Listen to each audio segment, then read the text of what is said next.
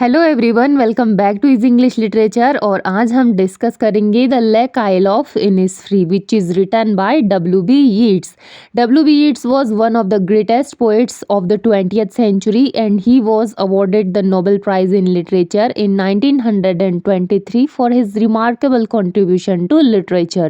तो उनको 1923 में नोबेल प्राइज़ दिया गया था क्योंकि उनका बहुत मेजर कंट्रीब्यूशन रहा लिटरेचर में।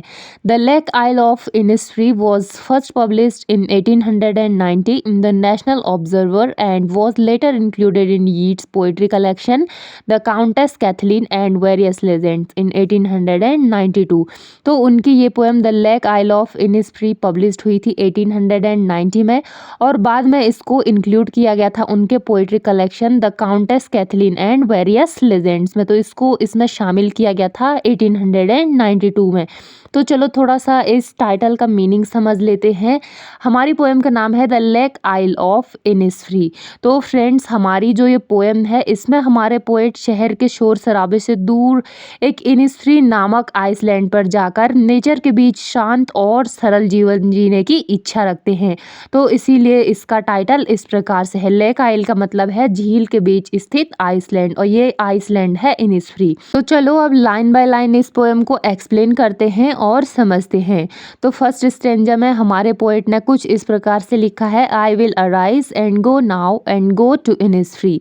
तो पोएट कहते हैं कि आई विल अराइज, अब मैं उठूंगा, एंड गो नाउ और जाऊंगा इनिसफ्री नामक छोटे से आइसलैंड पर, एंड गो टू इनिसफ्री, वो इनिसफ्री पर जाना चाहते हैं जो कि एक आइसलैंड है और ये आइसलैंड झील के बीच स्थित है। तो ये केवल एक स्थान नहीं है बल्कि उनके मन की शांति और सुकून का प्रतीक है। And a small cabin build their of clay and what less made.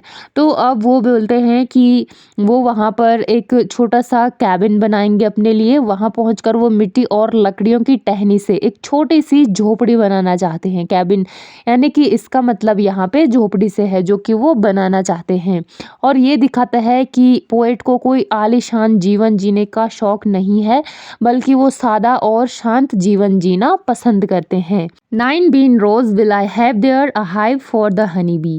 तो अब पोएट कह रहे हैं कि वो वहाँ पे 9 सेम की कतारें उगाना चाहते हैं और मधुमक्खियों के लिए एक छत्ता भी रखना चाहते हैं। तो इससे पता चलता है कि हमारे पोएट सेल्फ डिपेंडेंट जीवन जीना चाहते हैं। And live alone in the bee loud glade. अब बोल रहे हैं कि उनको बस अकेले रहना है जहाँ केवल मधुमक्खियों की गुनगुनाहट सुनाई दे और शांति हो। तो ये अकेलापन दुख का नहीं है बल्कि शांति और आत्मिक सुख का प्रतीक है। अब सेकंड स्टेंजा में लिखते हैं, and I shall have some peace there for peace comes dropping slow. तो पोएट कहते हैं कि वहाँ उन्हें सच्ची शांति मिलेगी। ये शांति अचानक नहीं आती है बल्कि धीरे धीरे जीवन में उतरती है।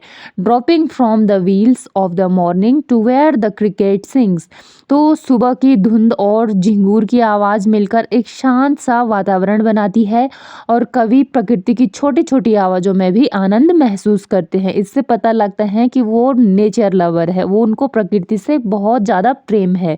There midnight's all a glimmer and noon a purple glow. तो अब पोएट बताते हैं कि इनिसफ्री में आधी रात तारों की हल्की चमक से जगमगाती है और दोपहर का समय बैंगनी आभा से भरा हुआ लगता है, पर्पल ग्लो। और ये प्रकृति की सुंदरता का बहुत ही सुंदर चित्र है जिसको कि हमारे पोएट ने हमें दिखाया हुआ है। And evening full of the Lynette swings. और शाम के समय पक्षियों की उड़ान पूरे वातावरण को और भी ज़्यादा सुंदर बना देती है। तो ये दृश्य प्रकृति के शांत और जीवंत रूप को दर्शाती है। अब थर्ड स्टेंजा में कहते हैं, आई will arise and go now for always night and day. अब पोएट फिर से कहते हैं, आई will arise and go now, कि अब मैं उठूंगा और जाऊंगा इनिसफ्री पर। वहाँ वो जाना चाहते हैं इनिसफ्री पर। तो ये हमें दिखाता है उनके मन की इच्छा को। उनके मन में हमेशा ये इच्छा बनी रहती है, वो शांति से अपना जीवन जीना चाहते हैं उस इनिसफ्री आइसलैंड पर जहाँ पर कि सिर्फ शांति है और प्रकृति की आवाज़ है। I hear lake water lapping sleeping with low sounds by the shore। तो अब वो कहते हैं कि दिन रात उनके कानों में झील के पानी की हल्की-हल्की आवाज़ें गूंजती रहती है। भले ही वो वहाँ नहीं है लेकिन उनका मन हमेशा वहीं रहता है, इनिसफ्री आइसलैंड पर। उनको वो पानी की शांत सी आवाज़ हमेशा सुनाई देती है, महसूस होती है। While I stand on the roadway or on the pavements grey।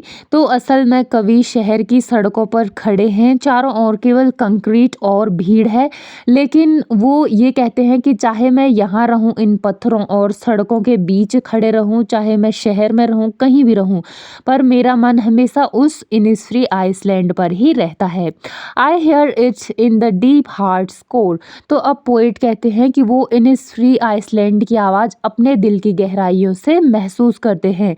वो चाहे कहीं भी रहें, वो उस इनिसफ्री आइसलैंड का जो जीवन है उसको महसूस करते हैं, और प्रकृति के साथ उनका जो प्रेम है वो केवल एक कल्पना नहीं है, बल्कि उनके हृदय में एक सच्ची भावना है, प्रकृति के लिए, शांति के लिए और अपने लिए। वो अकेले रहना चाहते हैं, प्रकृति के साथ अपना जीवन बिताना चाहते हैं शांति से उस इनिसफ्री आइसलैंड पर। तो फ्रेंड्स, ये थी हमारी पोएम, बहुत सुंदर पोएम थी, और इस पोएम का सेंट्रल आइडिया यही था कि हमें प्रकृति हमें मानसिक शांति, सुकून और सच्ची खुशी देती है। और आज की भागदौड़ भरी ज़िंदगी में इंसान अक्सर अपनी जो शांति है उसको खो देता है, लेकिन पोएट हमें बताते हैं कि प्रकृति के करीब रहकर हम अपने मन को शांत और खुश कर सकते हैं। So friends, the lake isle of Innisfree is a beautiful poem that reminds us of the importance of peace, simplicity and nature in our lives. Through the island of Innisfree, W.B. Yeats teaches us that real happiness doesn't come from material comforts but from inner peace and a close connection with nature.